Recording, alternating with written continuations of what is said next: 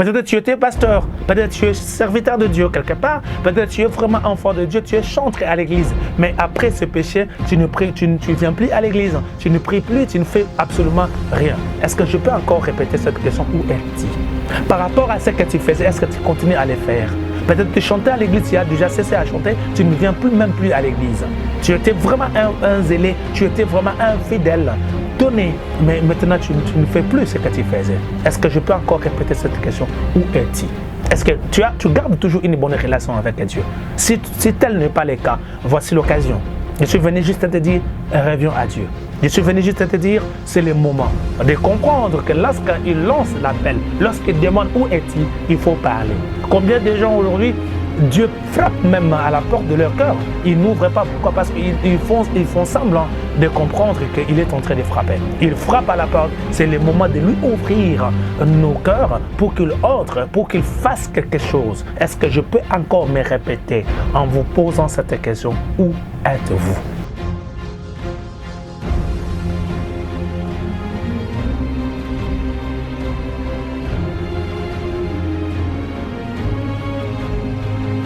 Shalom bien-aimés, nous sommes honorés de vous savoir nombreux en train de suivre votre émission. Nous sommes pasteur Mafou Mantoudi, pasteur de l'église selon le cœur de Dieu. Tous les plaisirs pour nous, parce que pendant ces temps, nous serons en train de réfléchir sur un sujet très important, un sujet de la parole bien entendu, que nous allons lire dans la parole du Seigneur et on va essayer pendant ces quelques minutes de vous l'expliquer et à la fin, nous allons prier.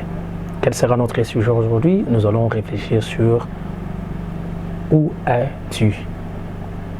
Où es-tu? C'est la question. Et nous allons essayer, par la grâce du Seigneur, de réfléchir pourquoi Dieu avait posé cette question à Adam et quelle a été la cause principale qui a permis à ce que Dieu ne puisse pas communier comme c'était habituel avec Adam. Vous allez prendre vos Bibles et nous allons lire dans les livres de Genèse chapitre 3 et on va prendre les versets 9. La Bible dit, l'Éternel Dieu appela l'homme et lui dit, où es-tu? Vous allez aussi prendre avec nous Ésaïe chapitre 44, on va prendre les versets 2. La Bible dit, je effacé comme un nuage épais tes transgressions et comme une nuée tes péchés. Reviens à moi car je te racheté. Bien-aimé dans la foi chrétienne, c'est une question, c'est parmi les premières questions que Dieu a posées à l'homme. Qu'est-ce qui se passe? En créant l'homme et la femme, c'est-à-dire Adam et Ève, Dieu les avait placés dans les jardins, que nous appelons tous les jardins d'Éden. Et Dieu a donné des ordres, il a donné des directives, il a demandé à Adam et Ève de pouvoir dominer. Il les a en fait donné, transmis, si vous voulez bien, la possibilité de pouvoir diriger les choses. Dieu a donné la possibilité à Adam et Ève de pouvoir cultiver.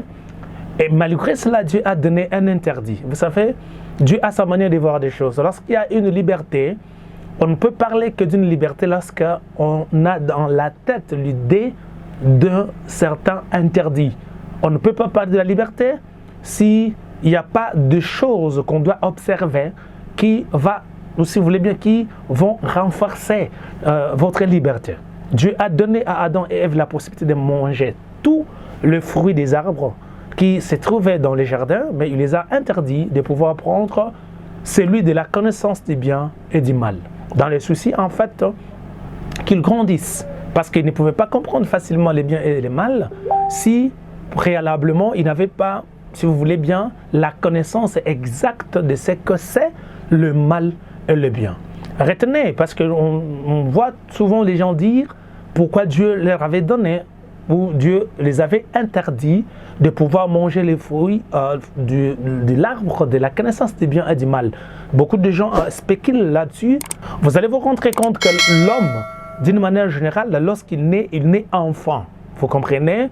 Et c'est dans l'enfance qu'on arrive à s'assimiler et dans l'enfance qu'on arrive à s'adapter, dans l'enfance qu'on entre dans l'apprentissage. C'est dans l'apprentissage que l'homme comprend le sens de la responsabilité. Malheureusement, pour Adam et Ève, ils étaient créés directement de grandes personnes. C'est-à-dire il y avait beaucoup de choses qu'ils n'arrivaient pas à comprendre. Il y avait beaucoup de détails qui échappaient à Adam et Ève. Maintenant, Dieu, par sa grâce, pour le cultiver, pour faire en sorte qu'il grandisse, il a donné des ordres, il a donné une certaine liberté, tout en ajoutant dans la liberté certains interdits, de ne pas manger l'arbre de la connaissance du bien et du mal. Mais retenez que dans la logique de Dieu, il ne voulait pas que cet interdit reste éternellement. C'était en fait temporel, c'était juste pour un temps, pour qu'ils grandissent, pour qu'ils arrivent à comprendre les choses que Dieu leur avait données à faire jusqu'à ce qu'ils auront mûri. Et là, il allait, parce qu'il est Dieu, il allait peut-être donner la possibilité à Adam et Ève d'arriver là où lui, Dieu, pensait qu'ils arrivent. Malheureusement, ils ont fait quelque chose qu'ils ne devaient pas faire. Ils ont désobéi à la volonté du Seigneur. Ils ont mangé le fruit de l'arbre qui ont été interdits. Et la Bible dit que Dieu, en réalité, descendait chaque matin et soir pour s'entretenir avec Adam, pour communier avec eux. Et curieusement, lorsqu'il descendait, la Bible dit, en descendant, il n'a pas trouvé, retenez bien, il n'a pas trouvé Adam et Ève, là où régulièrement il se trouvait. Vous allez comprendre que par la question du Seigneur, vous allez vous rendre compte qu'il y avait un endroit où Dieu, en descendant, il s'entretenait, il parlait avec Adam et Ève. Parce que lorsqu'il pose la question « Où est-il ?», c'est-à-dire dans le langage clair, il s'est trouvé là où il devait se trouver. Malheureusement, Adam et Ève n'y étaient pas. Retenez encore, par rapport à la question, vous allez vous rendre compte que notre Dieu est omniprésent. Retenez ça, c'est très important. Il est omniprésent. C'est-à-dire, du fait qu'il est omniprésent, il pouvait en fait se retrouver partout en même moment. C'est-à-dire, en réalité, il ne pouvait pas poser la question à Adam et Ève, là où il s'est caché, parce qu'il était censé se trouver là-bas. Vous comprenez? Où il était censé comprendre parce qu'il est omniprésent jusqu'à aujourd'hui. Notre Dieu est omniprésent. C'est-à-dire, en posant la question, en fait, il voyait là où il s'est caché, bien entendu, mais il ne les voyait pas là où il devait se trouver. Il ne les voyait pas là où il devait, en fait, se rencontrer. C'est pour cela qu'il pose la question à Adam et Ève. Où est-il? Retenez, dans le langage simple, en fait, il ne parlait pas à Ève. Il parlait, en fait, il communiquait à Adam. D'abord, le sens de la question, vous allez vous rendre compte qu'il n'a pas posé la question « Où êtes-vous » mais il a posé la question plutôt « Où est-il » juste pour sensibiliser Adam, pour arriver à comprendre si le monsieur avait le sens de la responsabilité, parce que la responsabilité lui a été donnée de faire quoi? De gérer. C'est à lui maintenant de faire quoi? D'entraîner sa femme, ou tu voulais bien, à former sa femme pour que eux deux arrivent à comprendre cet sens de responsabilité. Dieu pose la question à Adam, où es-tu? Malheureusement, au lieu d'expliquer la raison qui a permis qu'il puisse se cacher, il commence directement à accuser sa femme. C'est-à-dire, nous avons mangé le fruit de l'arbre qui nous a été interdit, et c'est la femme qui m'a poussé de le manger. Voilà là où nous sommes cachés. Vous comprenez? C'est-à-dire, nous sommes cachés, et il commence à se plaindre. Et Dieu, au lieu de se comporter comme les parents de ce monde, retenez ça, mais notre Dieu se comporte en responsable, il se comporte en créateur, il se comporte en un Dieu compatissant.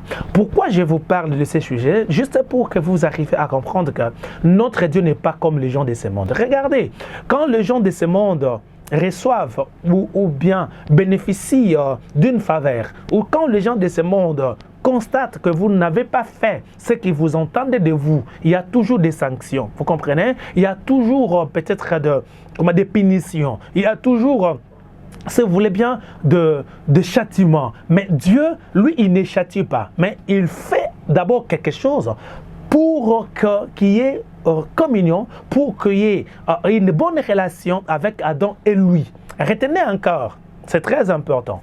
Dans les langages bibliques, il y a deux concepts que nous devons comprendre. Il y a une grande différence entre ce que nous appelons la relation et la communion. Retenez ça, je vous en prie. La relation, en fait, dans les langages bibliques, cela ne se brise pas. Pourquoi nous disons que la relation ne se brise pas? La relation que nous avons avec notre Père, il est notre Père. Vous comprenez? Du fait qu'il est notre Père, c'est-à-dire nous lui appartenons par rapport au sang. Nous lui appartenons par rapport à la création. Il nous a créés comme de créatures. Notre relation avec le malgré les péchés ne se brise pas. Tandis que la communion se brise.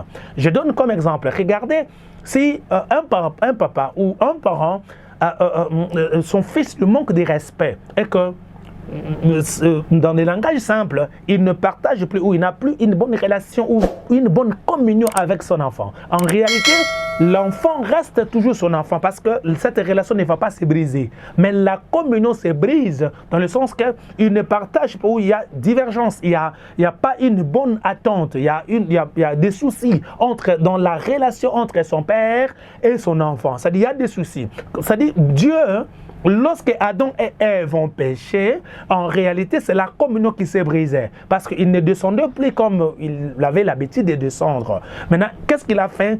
Il a tué un animal. Il s'est donné lui-même un sacrifice de pardon et il revêtit Adam et Ève.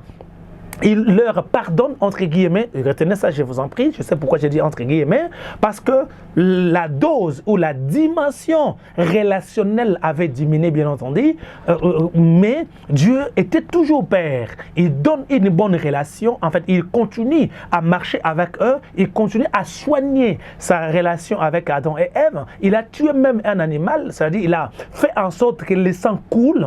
Or, c'est le sang, en fait, qui favorise la rémission du péché. C'est le sang en fait qui nous pardonne, c'est ce qui favorise, si vous voulez bien, l'effacement même du péché. C'est pour cela que vous remarquerez que dans le livre d'Ésaïe 44 verset 22 que je viens de lire, la Bible dit j'ai effacé, c'est Dieu qui dit, il dit j'ai effacé comme un nuage épais de transgression. Gloire soit rendue à notre aide. Je suis venu dire à un frère qui est en train de me suivre, je suis venu dire à un bien-aimé qui est en train de me suivre, peut-être que tu te condamnes toi-même. Pourquoi? Parce que tu as fait quelque chose qui a dépli à notre Seigneur. Peut-être tu as fait quelque chose en le faisant, tu as perdu une communion avec ta communion avec le Seigneur. En le faisant, toi-même tu sens une certaine culpabilité. En le faisant, toi-même tu te condamnes. Tu te dis, peut-être qu'il y a quelque chose qui ne va pas. Je ne marche plus comme je marchais avec Dieu. Lui, il n'est pas comme nos pères, qui nous rappellent les fautes, qui nous rappellent le péché. Lui, lorsqu'on se présente à lui, il nous pardonne. La Bible dit quelque chose de très important que je vais partager avec vous.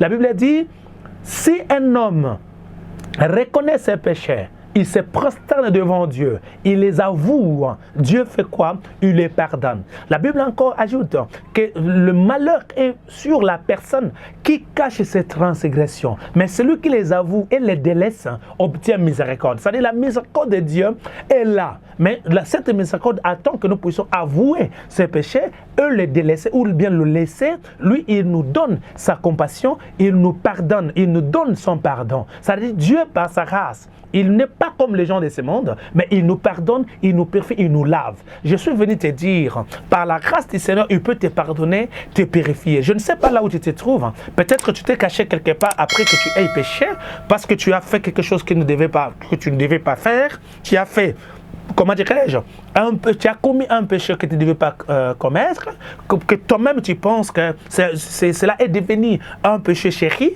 Mais c'est ça en fait les tactiques du diable. Le diable il viendra pour te culpabiliser, il viendra pour te dire que si tu n'as pas, que tu ne peux pas t'en sortir, il viendra te dire que tu ne peux pas aller de l'avant, il viendra te dire que tu n'iras pas trop loin, il viendra te dire que c'est fini pour toi. Mais notre Dieu, il a dit quoi? Il a dit qu'il a effacé comme un nuage nos transgressions et comme une nuée nos péchés. Et il nous dit, reviens à moi car je t'ai racheté. Vous comprenez? C'est-à-dire, il ne dit pas que je vais te racheter. Alléluia. Gloire soit rendue à notre Dieu. En nous pardonnant, lorsqu'on péchait, lui, il nous avait déjà racheté. C'est-à-dire, qu'est-ce que ça passe? En fait, Dieu ne nous pardonne pas après que nous ayons péché. Mais Dieu nous a pardonné avant même que nous péchions. C'est-à-dire, lui, il a fait déjà en amont. C'est-à-dire, quand nous péchons en aval. C'est-à-dire, il a déjà fait le sacrifice. Il dit quoi? Reviens à moi, car je t'ai racheté. C'est-à-dire, je t'ai racheté avant même que vous puissiez, je vous ai racheté avant même que vous puissiez pécher. C'est-à-dire, il fait déjà le pas. Oh mon Dieu, je vais aider une personne qui m'écoute. Il fait déjà le pas avant que nous puissions tomber. Je ne sais pas tu es tombé à quel niveau, je ne sais pas ce qui te dérange exactement, je ne sais pas les soucis qui te dérangent, je ne sais pas le problème en fait qui t'enlève la paix, mais je suis venu juste à te dire que notre Dieu, il est tellement bon, il est capable de nous pardonner, il est capable de nous purifier. Est-ce que je peux te poser cette question aujourd'hui? Où es-tu? Peut-être tu étais pasteur, peut-être tu es serviteur de Dieu quelque part, peut-être tu es vraiment enfant de Dieu, tu es chantre à l'église. Mais après ce péché, tu ne viens plus à l'église, tu ne pries plus, tu ne fais absolument rien. Est-ce que je peux encore répéter cette question? Où es-tu? Par rapport à ce que tu faisais, est-ce que tu continues à le faire? Peut-être tu chantais à l'église, tu as déjà cessé à chanter, tu ne viens même plus à l'église. Tu étais vraiment un zélé, tu étais vraiment un fidèle. Donné, mais maintenant tu ne fais plus ce que tu faisais. Est-ce que je peux encore répéter cette question? Où es-tu? Est-ce que tu gardes toujours une bonne relation avec Dieu? Si tel n'est pas le cas, voici l'occasion. Je suis venu juste à te dire, reviens à Dieu. Je suis venu juste à te dire, c'est le moment de comprendre que lorsqu'il lance l'appel, lorsqu'il demande où es-tu, il faut parler. Combien de gens aujourd'hui, Dieu frappe même à la porte de leur cœur. Ils n'ouvrent pas. Pourquoi? Parce qu'ils font semblant de comprendre qu'il est en train de frapper. Il frappe à la porte. C'est le moment de lui ouvrir nos cœurs pour qu'il entre, pour qu'il fasse quelque chose. Est-ce que je peux encore me répéter en vous posant cette question? Où êtes-vous avec Dieu par rapport à la relation que nous avons avec Dieu? Si tu as des soucis par rapport à tout ce que nous venons de dire, je suis venu juste te dire que c'est lui qui te demande de revenir à lui.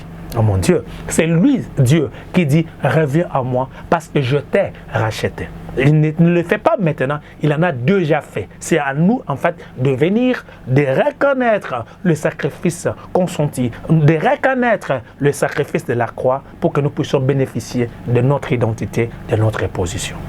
Que Dieu vous garde et qu'il vous bénisse. C'était votre bien-aimé, Pasteur Mantudi, pasteur de l'église selon le cœur de Dieu. L'église sans le cœur de Dieu est en République démocratique du Congo. Nous sommes à Kinshasa, sur Gemena 37, dans la commune de Kasavubu. Que Dieu vous garde et qu'il vous bénisse.